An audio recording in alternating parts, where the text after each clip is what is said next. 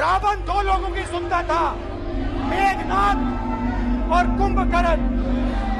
वैसे ही नरेंद्र मोदी दो लोगों की सुनते हैं, अमित शाह और अडानी।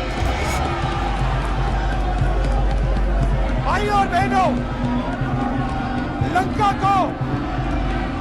को हनुमान ने नहीं जलाया था, लंका को रावण के अहंकार ने जलाया था। समंदर को घमंड था कि वो सबको डुबा सकता है। इतने में एक तेल की बूंद आई और तैर कर चली गई। किसी शायर की ये लिखी लाइनें इस खबर पर एकदम फिट बैठती हैं, क्योंकि तानाशाह सत्ता को सबक सिखाने के लिए अब एक चिंगारी ने तहलका मचा दिया है। वो चिंगारी कोई और नहीं बल्कि राहुल गांधी है, जिन्होंने दिल्ली के तख्तोताज पर विराजमान भाजपा सरकार की हालत पस्त कर दी है। संसद में जब राहुल दहाड़े, भाजपाइयों की भी टेंशन 10 गुना ज्यादा बढ़ गई। हालांकि राहुल ने जैसे ही अडानी का नाम लिया तो भाजपा के सांसदों का चेहरा देखने लायक था। राहुल ने परत दर परत भाजपा का वो रूप सामने ला दिया जिसे देखकर हर कोई सन्न रह गया। राहुल ने ऐसे बेबाक अंदाज में भाषण दिया कि सभी सांसद सकते में हैं। राम रावण से लेकर सरकार की तानाशाही को सबके सामने रख दिया। क्या कुछ कहा सब जानते हैं और समझने की यह भी कोशिश रहेगी कि आखिर राहुल को देखते ही भाजपा सांसद इतना छटपटा क्यों जाते हैं। नमस्कार, मैं हूं जितेंद्र। सत्ताधारियों को गुमान है कि उन्हें कोई हरा नहीं सकता है और कोई कुछ उनका कर भी नहीं सकता है, लेकिन वो भूल गए हैं कि यह देश संविधान से चलता है, ना कि तानाशाही के बल पर। दरअसल राहुल गांधी आज बीजेपी नेताओं की पोल खोल रहे थे और उन्होंने बता दिया रावण की बात को कौन कौन सुनता है और रावण किसकी सुनता है। यहां रावण की तुलना प्रधानमंत्री से की गई है। क्या कुछ कहा है, सुनते हैं पहले। रावण दो लोगों की सुनता था, रावण दो लोगों की सुनता था, मेघनाथ और कुंभकर्ण। वैसे ही नरेंद्र मोदी दो लोगों की सुनते हैं, अमित शाह और अडानी।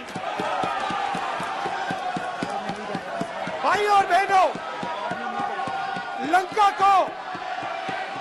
को हनुमान ने नहीं जलाया था, लंका को रावण के अहंकार ने जलाया था। प्लीज माननीय सदस्य, आप संयमित बोले। आप ये सदन है, आप तरीके से बोलिए। माननीय राम ने रावण को नहीं मारा था, रावण के अहंकार ने रावण को मारा था। आप पूरे देश में केरोसिन फेंक रहे हो, पूरे देश में आप केरोसिन फेंक रहे हो। आपने मणिपुर में केरोसिन फेंकी और फिर चिंगारी लगा दी। अब आप हरियाणा में कर रहे हो, पूरे देश को आप जलाने में लगे हो। सुना आपने। अब थोड़ा और समझते हैं कि आखिर संसद में हुआ क्या। आज जब राहुल गांधी आए, एक खबर के मुताबिक राहुल गांधी जैसे ही बोलने के लिए खड़े हुए, भारत छोड़ो के नारे लगने लगे। राहुल ने कहा कि अध्यक्ष महोदय, सबसे पहले मैं आपको मुझे लोकसभा के सांसद के रूप में बहाल करने के लिए धन्यवाद करना चाहता हूं। जब मैंने पिछली बार बात की थी तो शायद मैंने आपको परेशानी दी थी, क्योंकि मैंने अडानी पर ध्यान केंद्रित किया था। शायद आपके वरिष्ठ नेता को दुख हुआ, उस दर्द का असर आप पर भी हुआ होगा, इसलिए मैं आपसे माफी मांगता हूं। लेकिन मैंने सच बोला। आज भाजपा के मेरे दोस्तों के डरने की जरूरत नहीं है, क्योंकि आज मेरा भाषण अडानी पर केंद्रित नहीं है। इसके बाद हंगामा होने लगा तो कांग्रेस की तरफ से कहा गया कि इन्हें अभी भी कष्ट हो रहा है। इसके लिए राहुल ने कहा, भाजपा के मित्रों को डरने की जरूरत नहीं है। आज का मेरा भाषण अडानी जी पर नहीं है, आप रिलैक्स कर सकते हैं, शांत रह सकते हैं। आज मेरा भाषण दूसरी दिशा में जा रहा है। रूमी ने कहा था, जो शब्द दिल से आते हैं वो शब्द दिल में जाते हैं। आज मैं दिमाग से नहीं बोलना चाह रहा, दिल से बोलना चाह रहा। और मैं आज आप लोगों पर इतना आक्रमण नहीं करूंगा, लेकिन 1-2 गोले जरूर मारूंगा। इतना नहीं मारूंगा, इसके आगे राहुल ने मणिपुर पर भी सरकार को घेरा। मैं मणिपुर गया, लेकिन आज तक पीएम नरेंद्र मोदी नहीं गए। उनके लिए मणिपुर हिंदुस्तान नहीं है। मैंने मणिपुर शब्द प्रयोग किया है, लेकिन आज की सच्चाई यह है कि मणिपुर नहीं बचा है। मणिपुर को आपने 2 भागों में बांट दिया है।